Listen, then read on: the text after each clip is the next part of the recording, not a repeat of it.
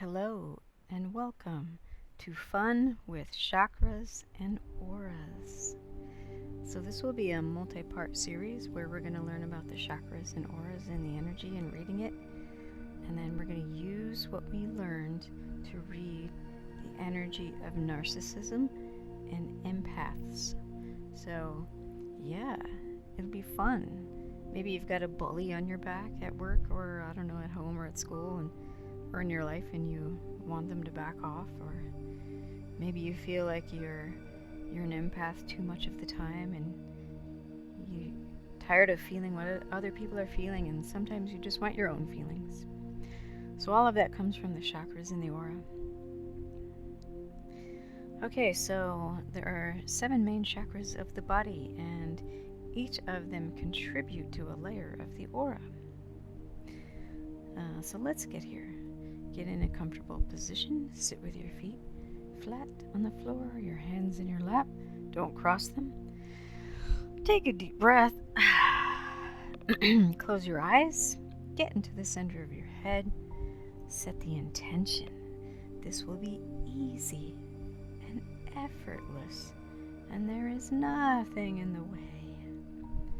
Set a special grounding cord all the way down to the center of Mother Earth or the universe, or whatever you want to call it, your special place to plug in. Maybe it's your own planet. Whatever you get is perfectly correct. Let's call in our special guides and angels. Have them bring in earth and cosmic energy just for this meditation. Starting with our tippy toes, our feet and our ankles, clear out any fears. Have them clear out any fears that we might have about learning about chakras and auras. Anything from our past lives that said, you aren't supposed to do this. You know, those silly past lives. Anything in our legs up to our knees, up to our hips that says, I'm afraid of chakras and auras and I can't learn about them. Clear all that out. Anything in our groin area, our organs, our hips, our stomach area, that pesky digestive system, the place where we hold on to fears and worries and emotions. Yeah, we're going to learn about cleaning that out. So let all that drain out. Let the fears go. Let the grounding cord do its job. You don't have to do anything. Let all that energy go back to where it came from. It's not yours. Maybe you learned about something in school, or your parents, or you heard something, you read something on the internet about chakras and auras. You don't need to know any of that right now, because anything you get is what's right for you. Any silliness in the way, you don't need it right now. So let's go up to the tippy top of our head and let that get cleared off. Like a broom, like dust it off. Clear out those learning cobwebs that say, I can't learn anything new, it hurts. Any of that silliness in the way in the center of our head. Our third eye where we're sitting now, or whatever you want to call it. I call it my center of being. Anything in our face, our ears, eyes, lips, tongue, mouth. Anything in the way of learning about reading chakras, ours or anyone else's that we want to read. Our neck, shoulders, arms, down our back channels, clearing out. If there is anything there that we don't need, just let it slip and slide away. It's not yours. You don't need it anyway. Why do you want to hang on to it? Now our lungs and heart center. Set the intention that all we will learn will be for the good of all. And now we've come back to where we were started, just before, above the stomach, the solar plexus. Aha, you just learned about a chakra. Traditionally, practitioners assign the color gold or yellow to this center of us. It can be anything that comes to you, maybe not even a color, a symbol. This is your power center, your ego, and it will fiercely hold on to anything that it wants until you say it's okay to let it go, and you believe that it's okay to let it go. So maybe just for now, believe it's okay to let it go. Right from our center, that power area, the area of competition, where when someone says something you don't like and it bothers you, that's why they call it a gut punch. Such silliness, such silly humans. There, Now you are starting to open up more.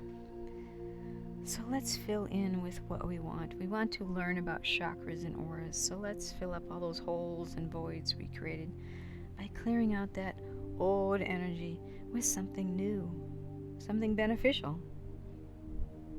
So at the top of your head again, where your crown is, this is the 7th chakra. Traditionally, it's a purple color. This is where you see symbols of how the world sees you, or how the world sees the person you're reading, or the animal you're reading, or the object you're reading, or the space you're reading, or the country you're reading. Go ahead and look and see what you see, and just for fun, let it set itself right side up, so that if you are experiencing anything imbalanced, it can be reset to optimal. Wow, doesn't that feel better?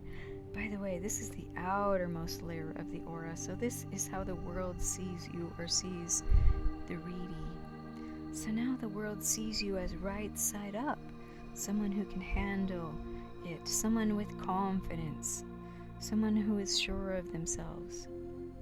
It's the 7th chakra that most people see when they first see your aura, or you, the bubble that surrounds you. Whether or not that bubble is bubbly or closed in, it's usually because of the 7th chakra. So, moving on to the next one, right down to where you are now, the center of your head. You were there, right? Silly you. Silly me. Yes, right there. That's the 6th chakra, and usually associated with the color indigo, or violet, or sometimes light purple, or even a very deep blue. Whatever you see is exactly right. So let's take a look at this 6th chakra and see what we see. Do you get any symbols?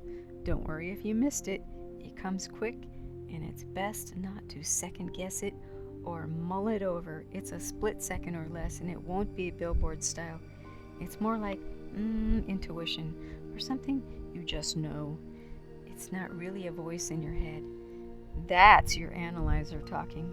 So when we read, it's a gut feeling, an intuition, a sudden knowing. It's like a burst. It's not a tape. It's not a voice in our heads. It's not the parents talking. It's not the analyzer.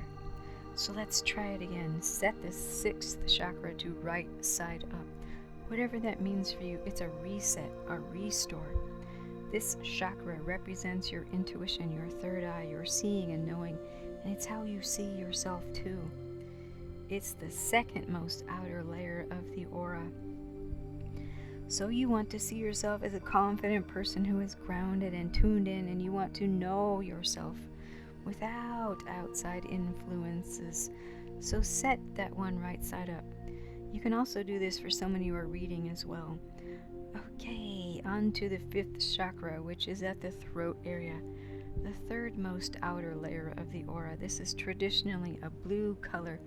It's our communication, listening, hearing, seeing, speaking, singing, mulling things over, chewing on things. It's where we intake, input, physical world stuff, pictures, videos, internet, the news. It gets all filled up. It's where we eat and nourish our bodies. It's a very important chakra to keep clear and balanced. It's also where our telepathic channels are, where we send out pictures and receive pictures. Like when we're driving, it's our bat radar. When this one gets out of whack, look out. Wow, if you want to, you can take the energetic healing class that I have on my site and learn how to clear out your telepathic channels. This is why when you are tired or under the influence or stressed or hungry, you just don't work right. It's like having worn out batteries. So let's read the 5th chakra and see what we see. Do you see anything dark or even white? That's energy. That's not you. That's not the readee. You can clear this out. Just ask it. Say, thank you for visiting. Thank you for visiting everything that I looked at on the internet in the last 3 hours. Thank you for visiting all of the movies that I watched last year. And then you don't feel clobbered by all that input. The news always seems like bad news, doesn't it? Well, you don't have to keep it in your chakra. It's not yours. So on to the 4th chakra, our heart center, our lungs, our back, and our arms. Very important as well. Green is the color usually associated with this chakra. So like a rainbow, if you were to start with the outside color, you would see the outside of the aura, the 7th, the bubble that surrounds you. Then the next color is the 6th, then the 5th, and the 4th. So you see how that works. Not just a chakra vibration or an energy center, but emanating out to the layers of the aura as well. So let's set that one right side up. Before we move on to our 3rd chakra, the solar plexus, let's retrace our earth and cosmic energy. Call in our guides again if they went somewhere. Have them put us in the center of our aura in present time. Give us a new grounding cord if the old one is cloggy, because we've done a lot of clearing out at this point. The 3rd, like we said before, is our ego center, our power center. It's where we get hurt and where we hurt others. When we say sticks and stones will break our bones, but words will never hurt us, well, the opposite is true. Words will always hurt us, and this is where they attack us, the gold and yellow power center. So let's read this chakra, this layer of the aura, and see what you see. Like sometimes I see a person with a swath, like going through a jungle, trying to clear out dead trees and debris. Silly, I know, but mine gets clogged up. So now ask this to be right side up, so that your judgment and ego are balanced and ready to support you rather than hurt you. And next time someone yells at you, it will just bounce off. How's that for protection? The 2nd chakra, usually associated with orange and the emotions, at the belly button and below, blending in with the 3rd and the 1st. That's why it's orange. This poor chakra always gets beat up a little bit, doesn't it? It deserves tender, loving care. What do you see when you read this chakra? Does it look sad, happy, angry, shy? It's not bad, it just is. But if that energy is not you, then you don't need it. Next time you're sitting near someone who is feeling sad or feeling angry or feeling depressed or hyper or loud or whatever, you don't have to feel what they're feeling. By the way, that's what an empath is. You can just notice and then go about your day. I know some of you say you make your living off knowing what others are feeling or thinking. Like maybe you write music, and the way that you do it is by tuning into the feelings of others and the life around you in general. Maybe you watch a movie and you cry because you can relate. That's normal. Feelings are normal. Absorbing others' feelings is not normal. And you certainly do not and should not absorb others' feelings, because you are taking that energy from them if they are willing to give it to you. When it is strictly theirs to process, it's theirs to have and theirs to grow from, not yours. You have enough of your own. Such silliness. Such plain silliness. So let's set this one right side up. There, now you can be yourself and feel what you feel. The 1st chakra, it's associated with the color red. It's at the base of our spine. It's our survival chakra. You might see all kinds of symbols in here when doing a reading. Lots of people worry. Maybe you see dollar signs or food struggles. Maybe they're worrying about money. Maybe you see someone is moving from one place to another, like you'll get a very brief symbol of where they are moving to. Remember, don't use your analyzer. Just get what you get and leave it at that. It's correct. So easy to feel better here with your 1st chakra. Just ask it to be right side up. Ta-da! Now you're a survivor, and a strong one at that. This is the innermost layer of the aura, so anything going on here affects the other layers. People won't necessarily see from the outside that you are struggling with your survival, because you might be covering it up.